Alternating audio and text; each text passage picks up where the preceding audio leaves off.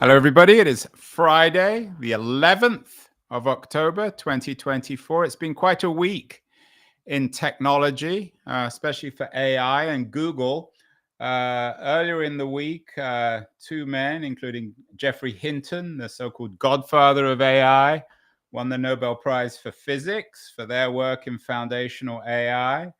Hinton had been at Google, no longer is there, but many of the most important ideas for LLMs were developed at Google. And then the day later, I think it was Wednesday of this week, DeepMind, which of course is owned by Google, Demis Hassabis and John Jumper won the Nobel Prize for chemistry. But all the news this week hasn't been on that more positive side of Google. It's about the breakup of Google. According to the Financial Times, the Google breakup reads like antitrust fan fiction. The FT has an interesting piece, which is in the This Was the Week newsletter, which it imagines Google split up. And in spite of all the Google news, Keith, in his That Was the Week newsletter, focuses on AI. The title of his newsletter and his editorial this week is OpenAI is a multi-trillion-dollar opportunity. Keith, before we get to OpenAI, what do you make of this week for Google? And isn't that ironic that in a week where all the headlines are dominated one way or the other by Google, you chose to write about OpenAI?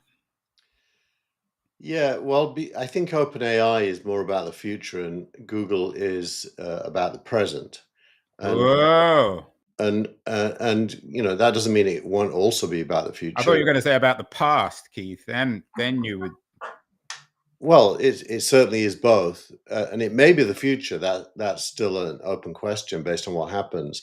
But I chose OpenAI because of its impact on the future. Now, the Google stuff, it's interesting, the FT piece you mentioned, because, and I agree with this impressionistically, but I'm not enough of an expert in law. Okay, well, let's quote the beginning of the FT piece. Imagine a world where Google parent Alphabet, at $2 trillion, the world's fourth largest listed company, is torn asunder. Its search engine goes one way, the Android operating system another.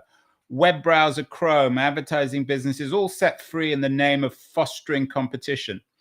It is a world Google's detractors might welcome, but not the one investors see.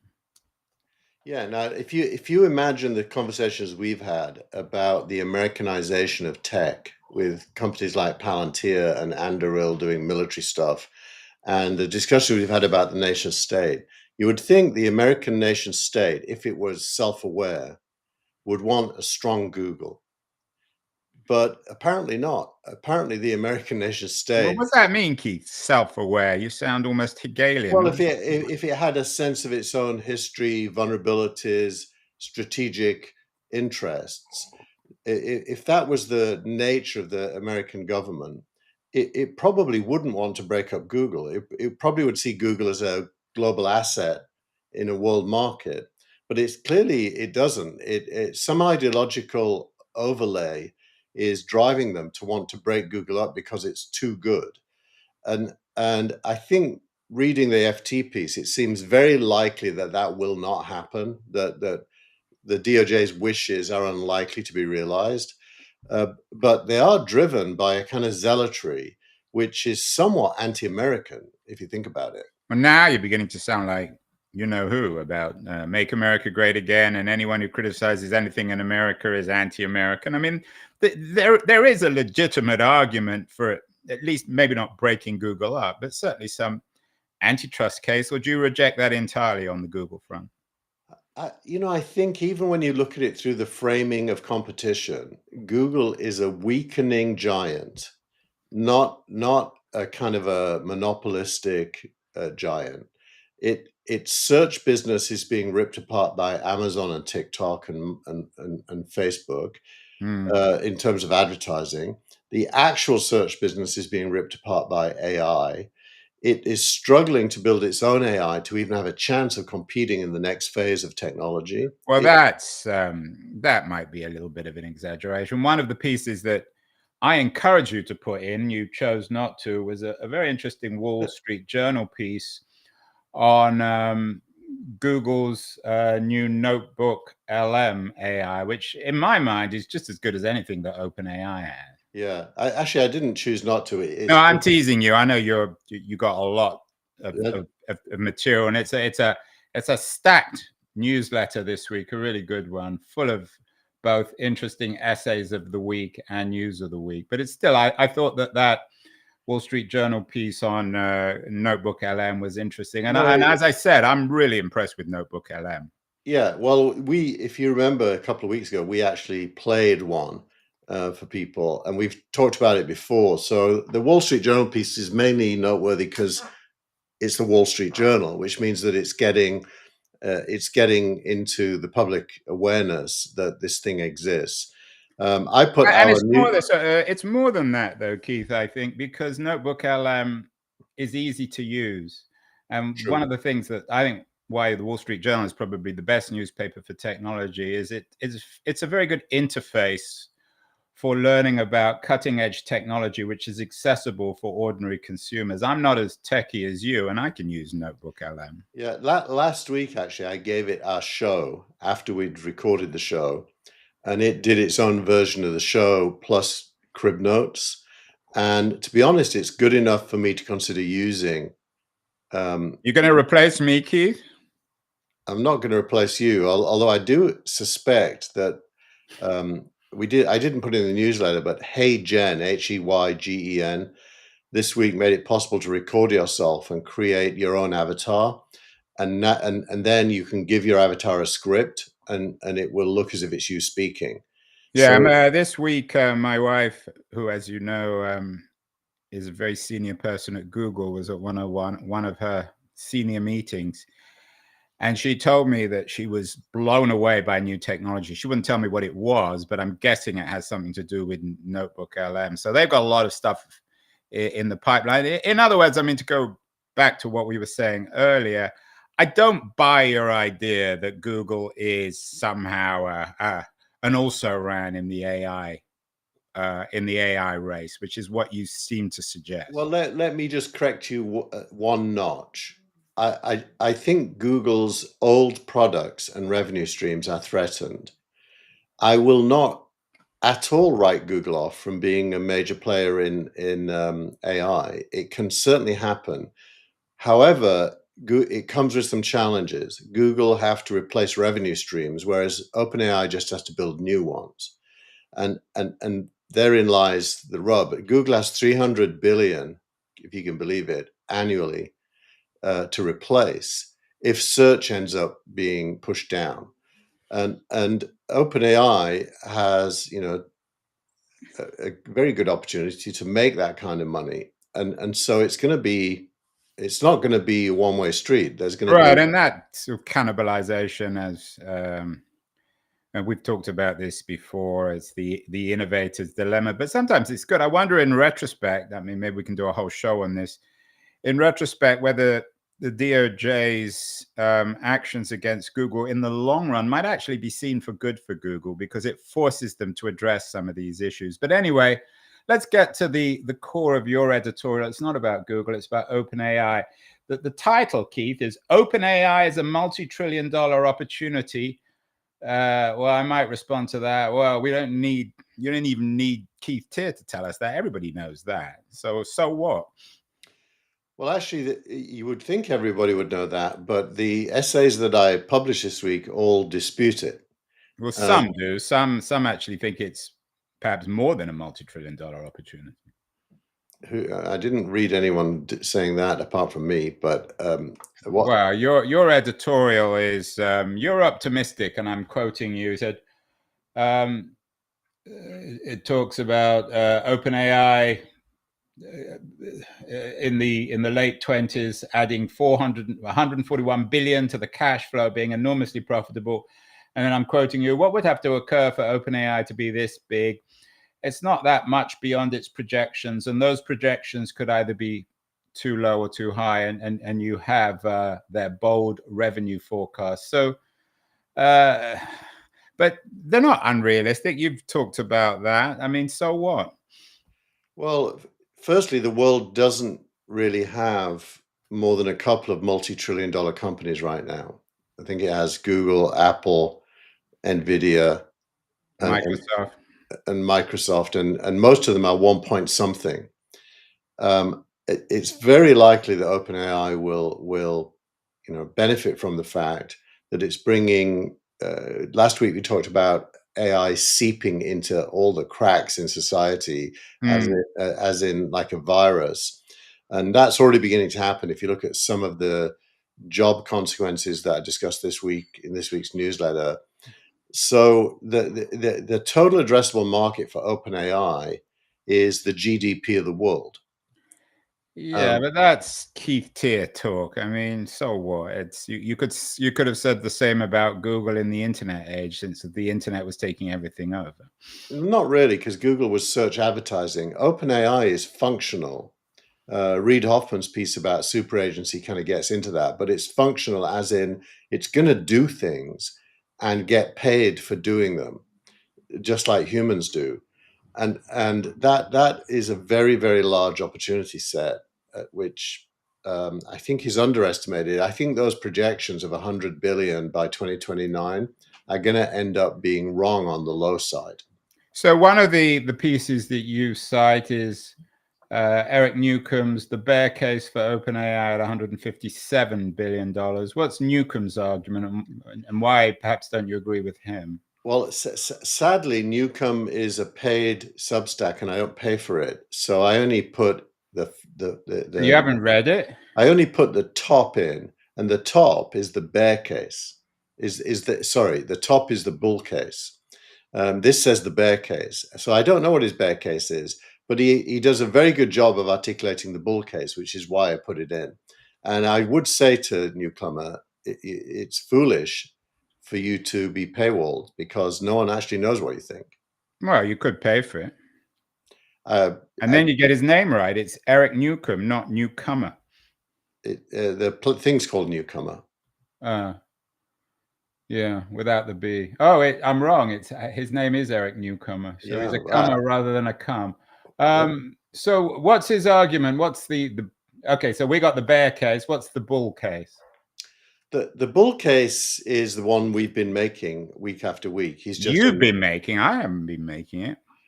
You haven't?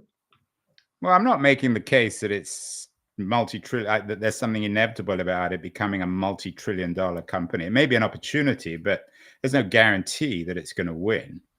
You seem to think it's almost inevitable. So he has a big graphic and says that OpenAI's revenues today are already bigger than Google's at the time that Google did its IPO. But that's 25 years ago. The entire world, global economy, especially the digital economy, has changed so dramatically. Well, not in that way. There's no other company that grew revenue as fast as Google since Google. But also I mean, Google didn't raise. How much what's the latest raise of OpenAI? Well, the raise is the current raise is 6.5 billion. And what was the biggest amount of money that Google ever raised? Yeah, but it doesn't. When you're thinking about startups, what matters isn't how much you raise; it's what is the ratio between how much you raise and how much you make.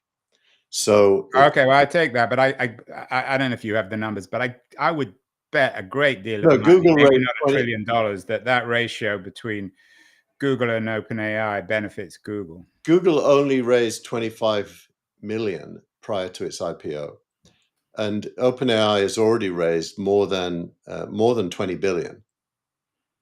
So that's like 400. I mean, is that 4,000 or 4,000 or 400 times more? Whatever it is, I'm guessing that. Yeah, but its revenue, Google's revenue was zero at the IPO. I mean, it really was just no, it wasn't. That again, that's wrong. No, Google's revenue was Google only brought in AdSense and AdWords just before the IPO. So there were new revenue products, whereas OpenAI is already at 4 billion. And leaving aside Google. Anyway, so the opportunity, you think, is because it's the entire world economy that this is a. Well, if you go back to that prediction slide with the graph. Yeah. If you look at the For red bit, people listening, you're missing this. This is OpenAI's bold revenue projections, 2023, $1 billion going up to 2029, $100 billion. now look at the last one. The red is consumer revenue.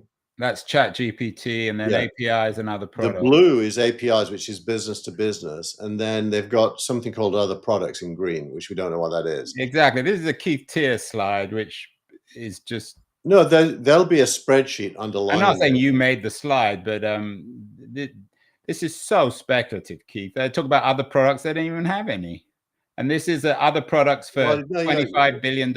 I can tell that you've never invested in a startup, because you've got to read this through the eyes of an investor. And there'll be a spreadsheet underneath this with line items, and there'll be whole pages that correlate to those line items. And the other products will be known internally. They're just not prepared to talk about them. I take your point, although I'm guessing that the people who have put billions of dollars into OpenAI are not reading the slide deck. I mean, no, they totally are believers, or they're not. No, they are reading it. And they're doing their own models as well. Do you think they're wise? Do you think this? I mean, if you had billions of dollars, would you invest it in OpenAI? I would absolutely invest money in OpenAI if one could. You can't, because no, I know that, and you know that in the editorial. But so you think it's a good investment opportunity. So why aren't?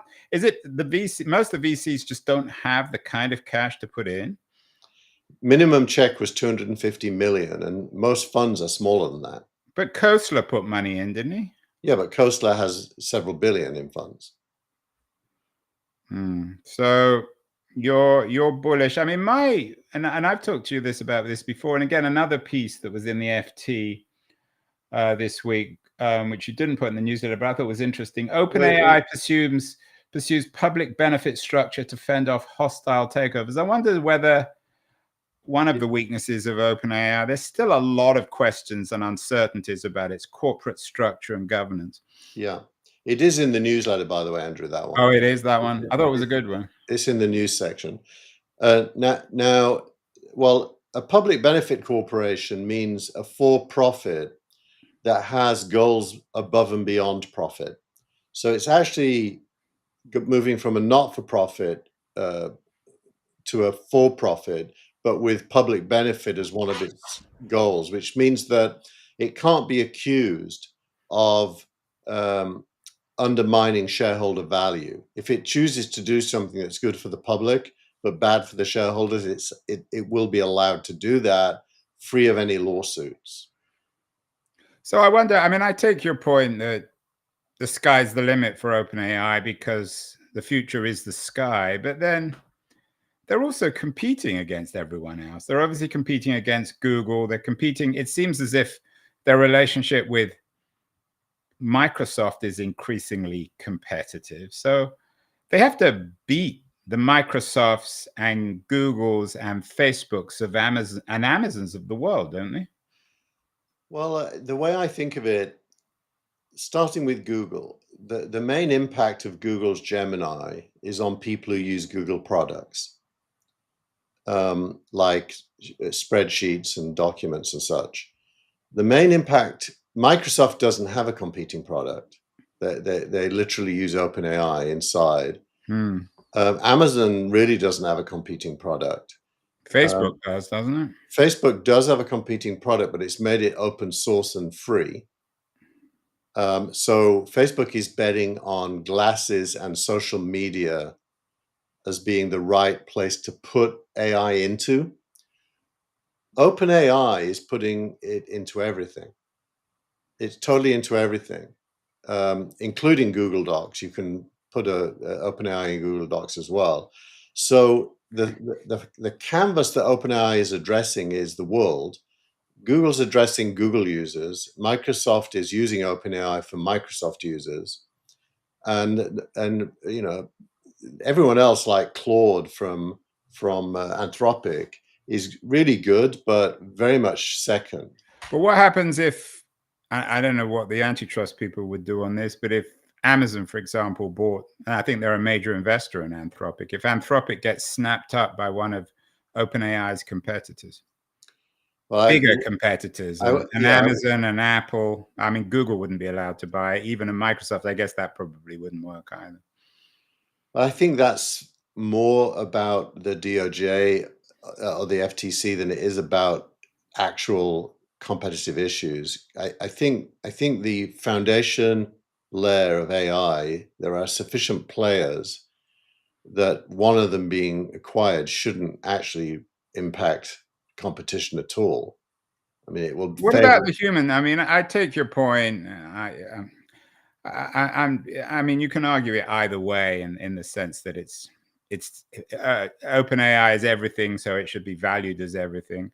But what about the human dimension? There's the question of Sam Altman, his CEO skills, his relationship to the board. I mean, anything could happen to OpenAI. It could screw up, could make mistakes, it could get sued. Altman may quit, may get fired. There are so many different variables on this, human variables. I think Altman fits the profile of a CEO that investors like, a little bit like Travis Kalanick at Uber back in the day.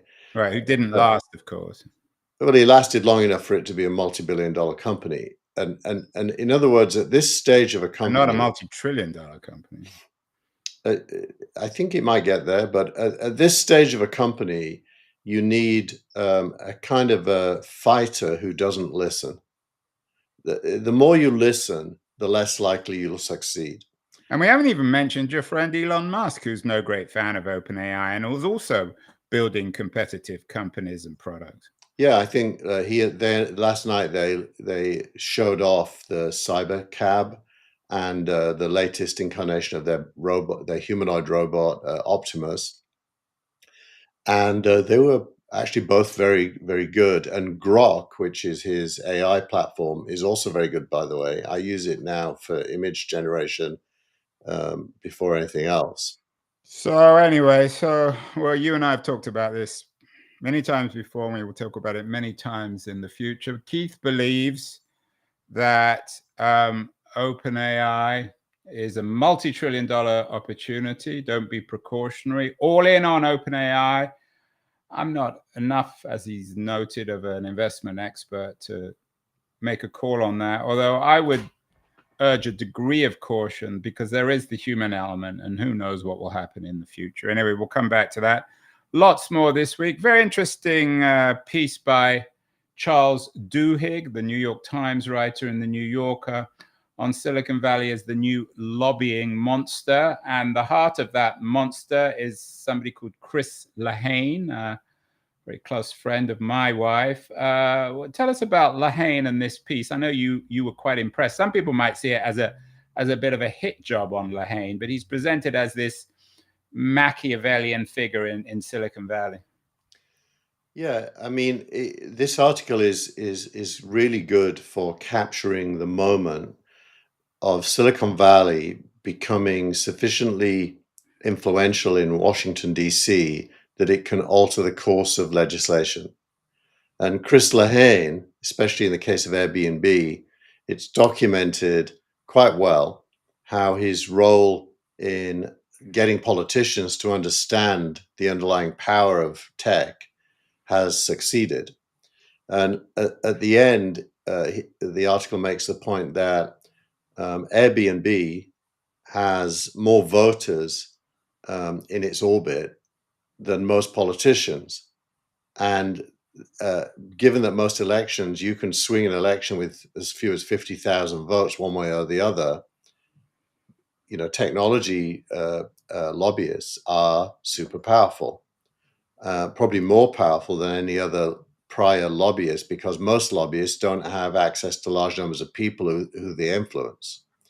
So it's kind of a moment in history when we all know politicians are feckless. Right, and the subtitle of the piece from Duhigg is "From Crypto to AI, the tech sector is pouring millions into super PACs that intimidate politicians into supporting its agenda." It's interesting that Lahane is part of the Democratic Party and the liberal democratic social network culture of the San Francisco area, and yet some of at least his expertise is going to bashing Democrats and progressives. So I think there is some political payback in the Duhigg piece.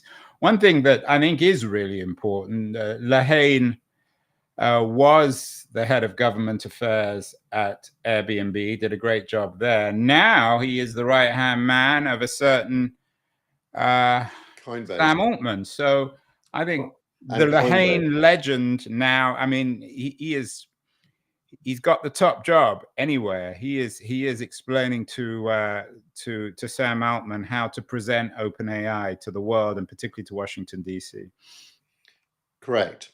And that may have something to do with why they chose a public benefit corporation, because that's going to serve them quite well. Did you think it was a bit of a hit piece, or do you think it was actually quite sympathetic? I think Lehane would be tickled pink by it because it adds to his legendary status. But I'm guessing his wife probably wasn't thrilled with it. I think it may have started off wanting to be a hit piece, but there isn't really any facts that run counter to normal practice in DC. So it ends up making him look good at what he does.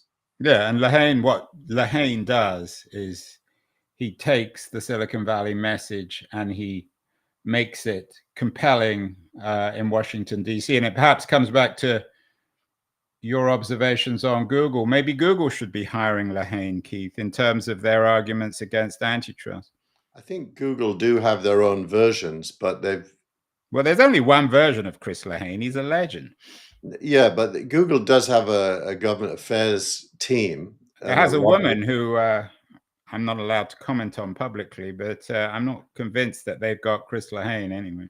Well, I think you have to have cojones to do that job, because and Chris and Chris Lehane has about as big a cojones as there is, certainly in America. So he is, that's his middle name, Chris Cojones Lehane, right? And I would say Google, in my view, Google has significantly underplayed its narrative to government, which I hinted at earlier when I said what I thought, but it really underplays its hand with the public as its backer. I think the public like Google a lot more than they like Facebook, for example.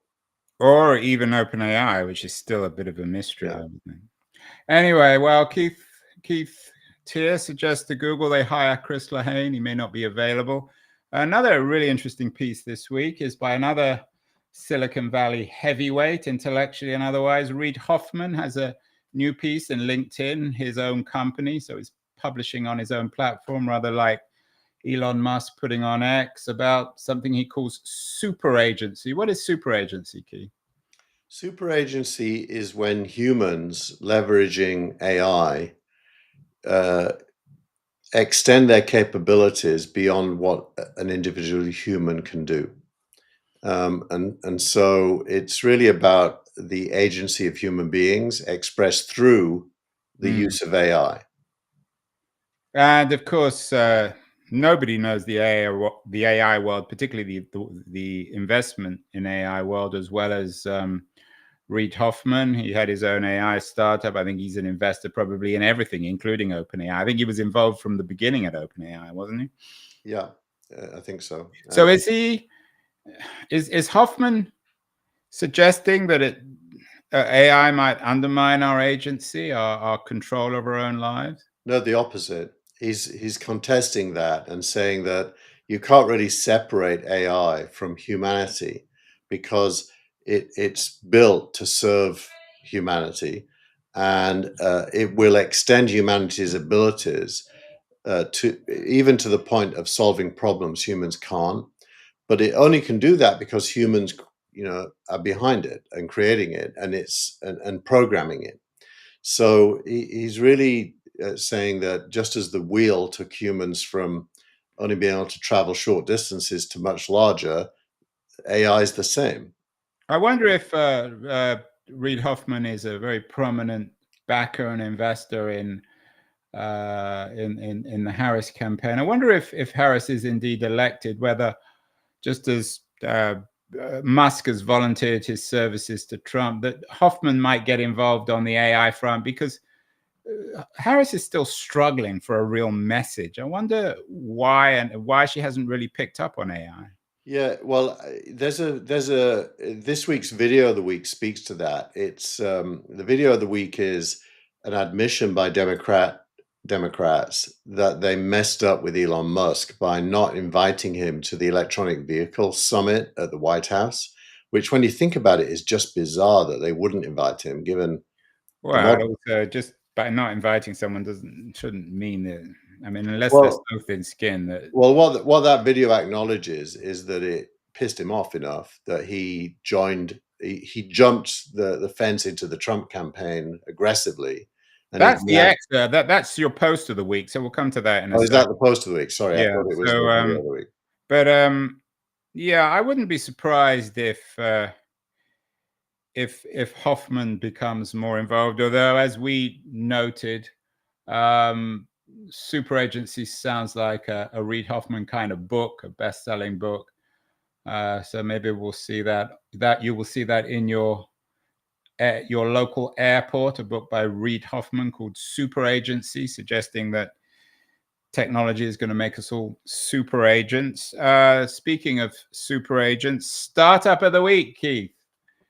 Tell us about, is it Miro, the innovation Yeah, the workspace? company's called Miro. Its past life is as a kind of a whiteboard stroke canvas for product teams to develop and iterate on ideas. It's very sophisticated whiteboard with lots of bits in it. What they did yesterday, and there's a video behind that link, is they launched the next version, which is an AI-powered whiteboard. And I put it in because it really shines a light on how jobs are going to be impacted. What this whiteboard now does is it takes all the conversation that teams have using post-it notes and tables and charts and whatever else they might do, drawings, and it creates product specification documents from listening to the conversation. And so it takes days and days and days of work out of the product development process using AI. And it's So probably is it an argument that Reid Hoffman might use in Super Agency? exactly. It's an example of it. And no doubt he's an investor, like seems to be an investor in everything. He's probably Well, I an should investor. disclose I actually own Miro shares because I Oh, was part of a company they acquired, and I got their shares in return, and that oh. certainly means I pay attention to them. So there may be some Okay, well, bias. they're the product of the week. And finally, our post of the week. I asked you to change the title from X of the week, but of course you did that. And yet now we have a post of the week all about Mr. X, a certain Elon Musk. Tell us about this post. It's from somebody called Colin Rugg, 2 L's, 2 G's. I've never heard of him, but he seems to be quite a pro-Trump person on X. Exactly. So this is what I was just referring to, that and it's coming from a mainstream media TV show, by the way, and it's pointing out that the Democrats were the natural home for Elon Musk. He's always been quite liberal, actually, on most ideas. But the Biden administration decided to go to war with him. It relates to your point about what is Kamala Harris's message, vision, if you will. It's And Kamala, Keith, not Kamala. Kamala, You sound well, like Trump now. Got to get her name right. She's your next president. I'm from Yorkshire. We always flatten our vowels. We can't help it. So there's no politics in the way I say the word. Anyway, this was a conversation on CNN, which is worth listening to. There's a video if you click through, and it's the Democrats self-acknowledging their failure. Well, it's a panel. I mean, it was a panel. It's a classic X. No, but let me just finish what they say. They don't just focus on Musk. They make the point that the Democrats are no longer the innovation party.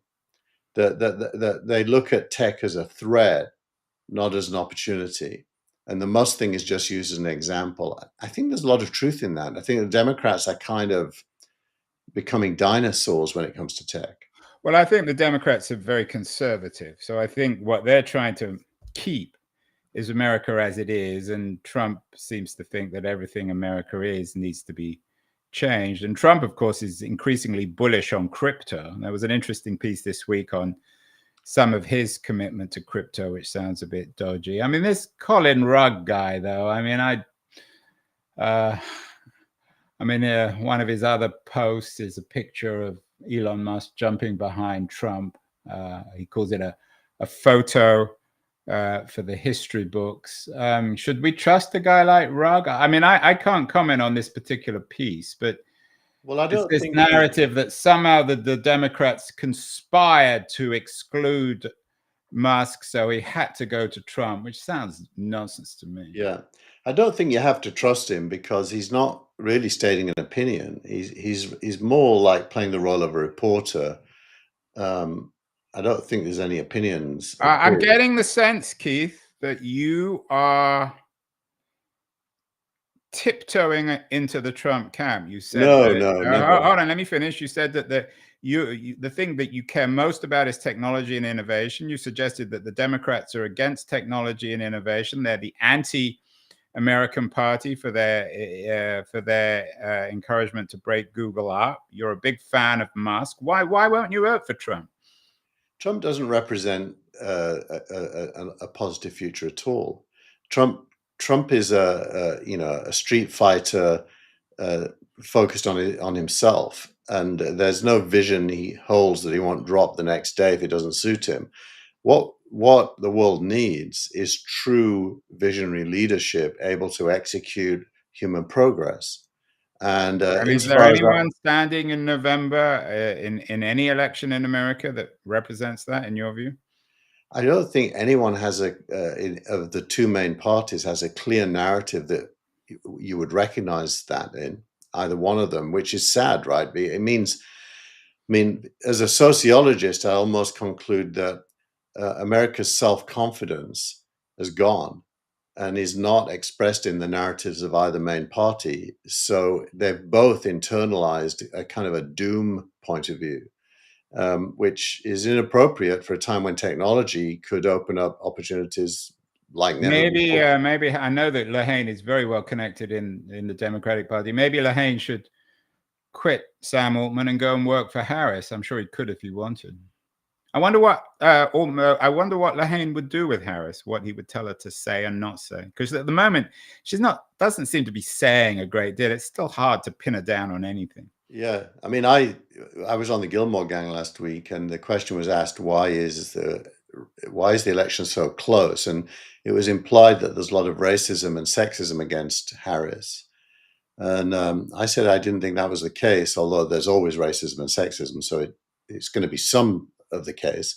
But the reason that it's so close is because she's so insubstantial.